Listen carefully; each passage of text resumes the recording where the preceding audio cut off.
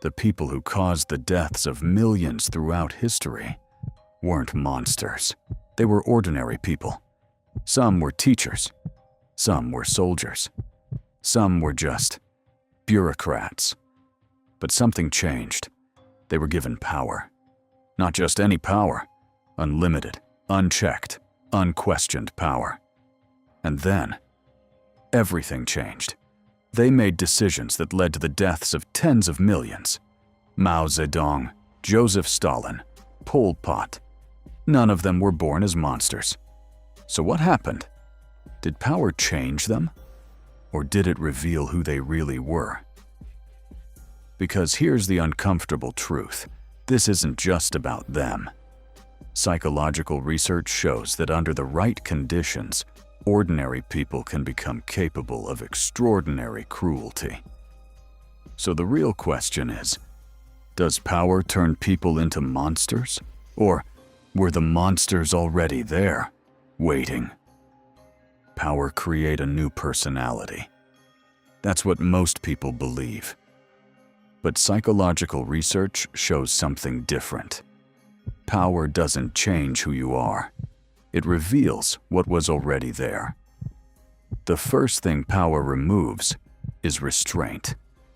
In normal conditions, people control their behavior through social judgment, laws, moral expectations. But as power increases, those limits begin to disappear. When no one can stop you, no one can question you, no one can punish you, you move closer to what you truly want. Over time, people in power begin to see others differently, not as individuals, but as numbers, as resources, as parts of a system. In psychology, this is called dehumanization. And once people are no longer seen as human, harming them becomes psychologically easier. But perhaps the most dangerous change is how people justify their own actions. Even when they know what they're doing is wrong, they begin to explain it to themselves.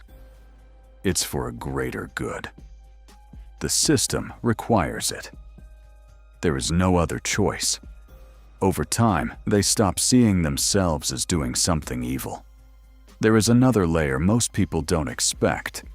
Power creates fear.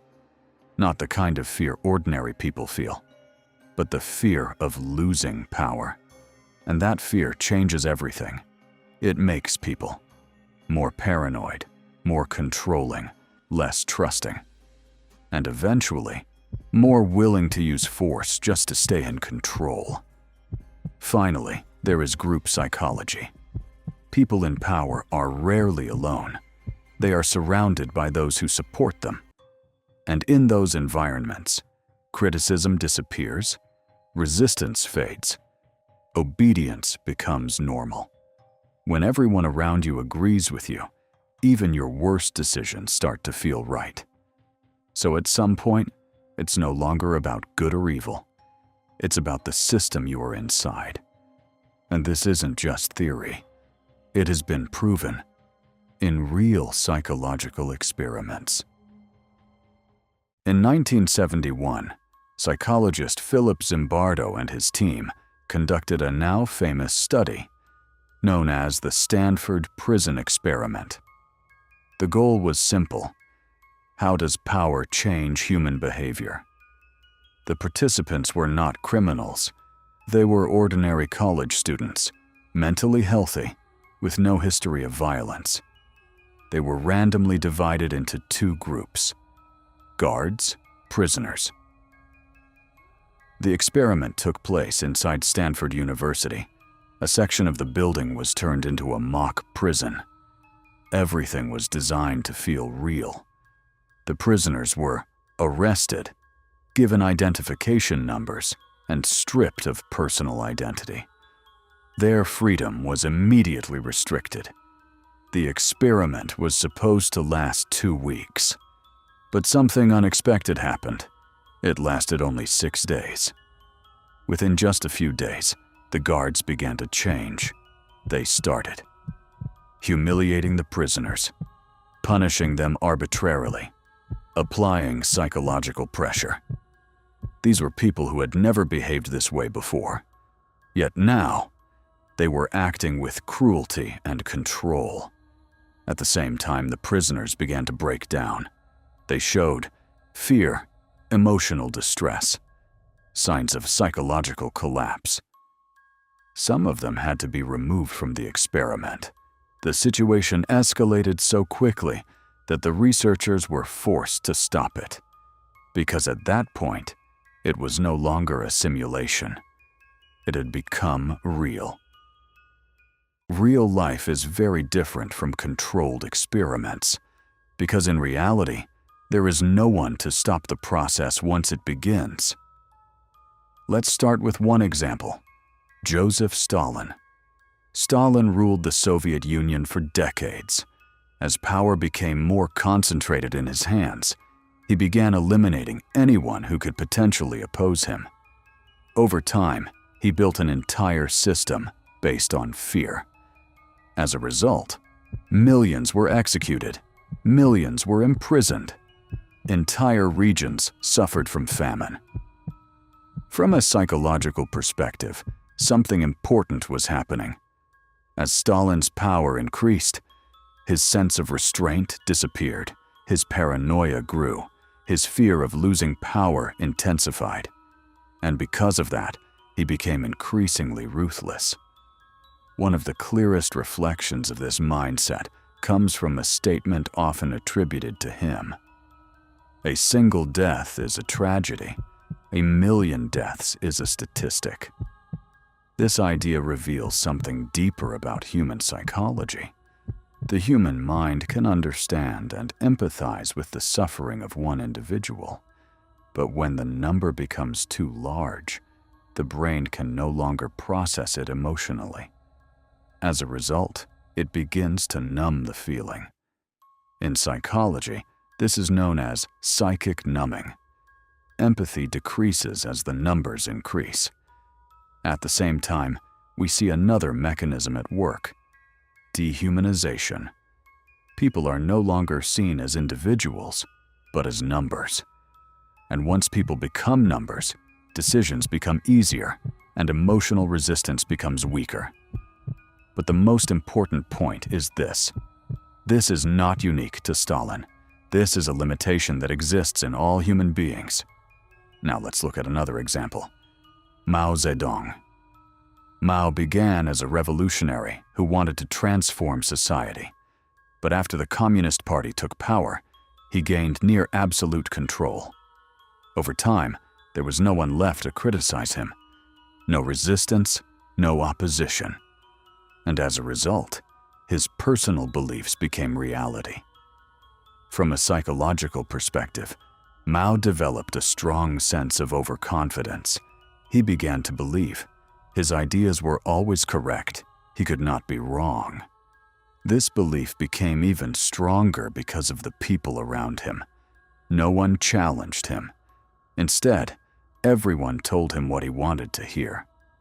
Even when his policies were failing, his subordinates reported success, because telling the truth could mean punishment or even death.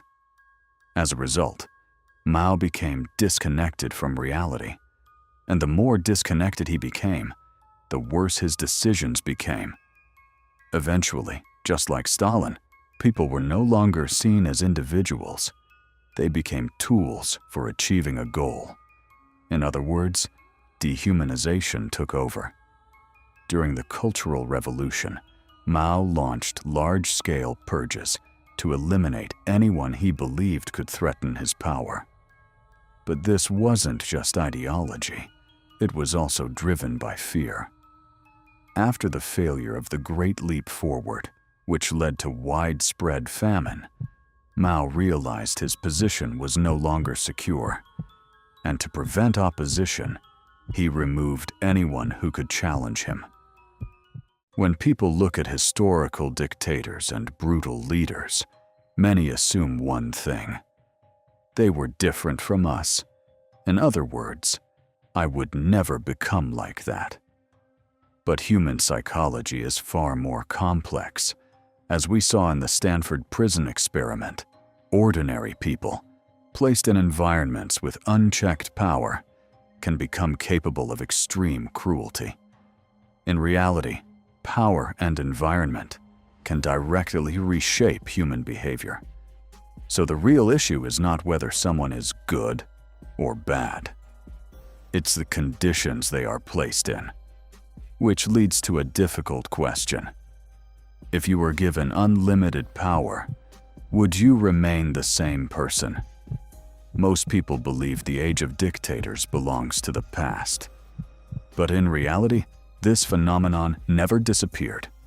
Today, power exists in many forms: political systems, corporations, military structures. In some countries, power is still highly concentrated in political leaders, leading to control through fear.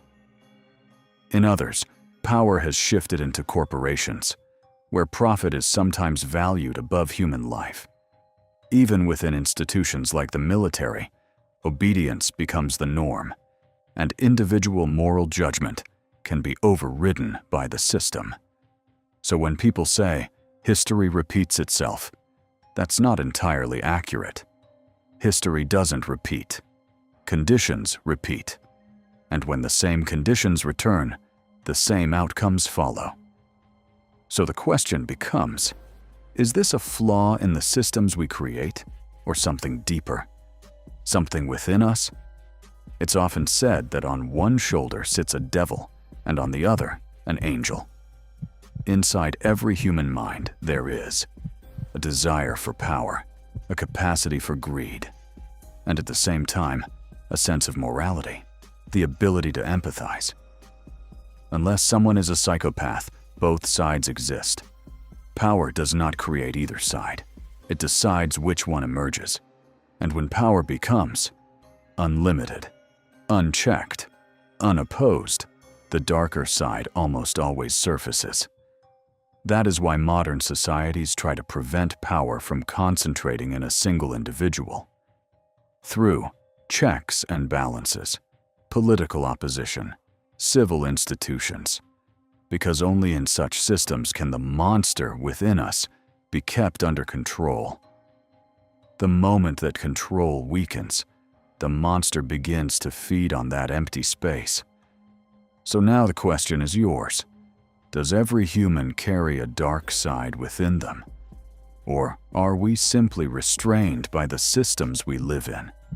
And if you were given unlimited, unchecked power, are you certain you would never become a tyrant?